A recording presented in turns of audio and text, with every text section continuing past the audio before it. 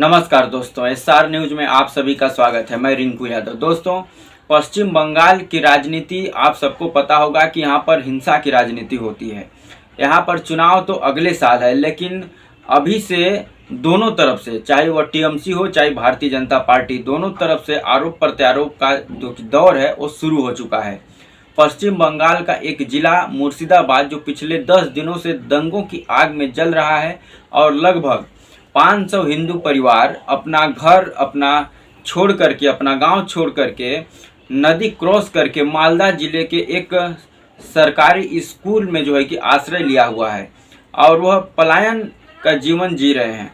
लेकिन उन परिवार वालों का ना तो टीएमसी को कोई फिक्र है, ना ही बीजेपी को कोई फिक्र है। केवल दोनों पार्टियां अपनी अपनी वोट बैंक साधने में लगी हुई हैं, राजनीति साधने में लगी हुई हैं। लेकिन उन परिवार वालों का कोई दुख दर्द बांटने के लिए कोई ठोस कदम ना ही सरकार उठा रही है और ना ही उन लोगों का अच्छी तरीके से आवाज़ को मुखर तरह बीजेपी उठा रही है। टीएमसी का जो सरकार है यहाँ पर पश्चिम बंगाल में लगभग 12 से 13 साल हो गया है बंगाल में।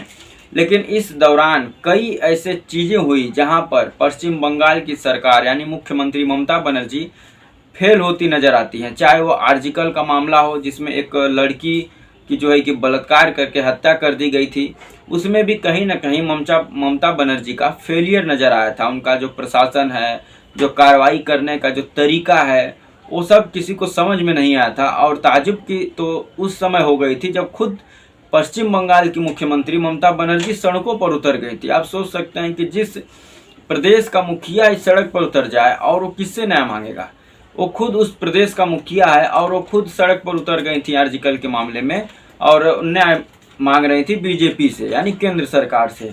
लेकिन जो ताज़ा मामला निकल करके आया है वक्फ बोर्ड को लेकर के, जो बिल पास हुआ है लोकसभा में, उसको लेकर के मुर्शिदाबाद में हिंसा हुई और हिंसा इतना तेज फैली कि वो दंगे का शक्ल ले ली। अब वहाँ पर हिंदू परिवार के लोगों का, हिंदुओं के घरों का जो है कि कुछ दंगाइयों द्वारा घर को फूंक दिया गया, कुछ लोगों को जिंदा भी जला दिया गया। अब जो बचे थे हिंदू परिवार दहशत में, वो अपना घर, अपना गांव छोड़ करके, अपने परिवार को किसी तरह इकट्ठा करके वो वहां से भागते हैं और भागने के बाद नदी क्रॉस करके मालदा जिले के एक सरकारी स्कूल में जो है कि आश्रय लेते हैं और वो अभी तक, आज के डेट तक वहीं पर जो है कि रह रहे हैं। आप सोच सकते हैं पश्चिम बंगाल में हिंदू ही पलायन की ज़िंदगी जी रहा है। लेकिन पश्चिम बंगाल के मुख्यमंत्री ममता बनर्जी जो है कि तमाम जगह तो जाती हैं, तमाम दौरे करती हैं, लेकिन मुर्शिदाबाद जाने का इनके पास टाइम नहीं है। मुर्शिदाबाद पर जो है कि कड़ा एक्शन लेने का इनके पास समय नहीं है। यहाँ पश्चिम बंगाल में पुलिस प्रशासन जो है कि पूरी तरीके से एक तरफा कार्रवाई करता है और पश्चिम बंगाल का पुलिस प्रशासन जो है कि पूरी तरीके से जब कुछ ऐसी घटना होती है तो वहाँ पर फेल नज़र आता है। और ना सिर्फ पुलिस प्रशासन बल्कि पश्चिम बंगाल की सरकार भी फेल नज़र आती है।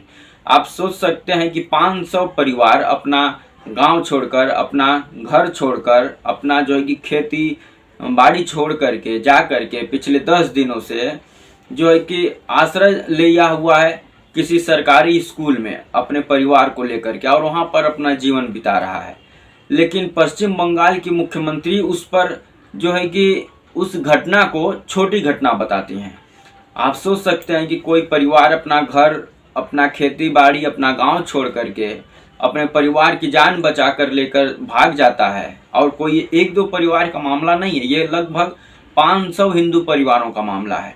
लेकिन इस घटना को ममता बनर्जी छोटी घटना बता रही हैं और केवल मीडिया में आकर के बयानबाजी कर रही हैं। अभी तक मुर्शिदाबाद में कोई भी सरकार की तरफ से कोई कड़ा एक्शन नहीं लिया गया है।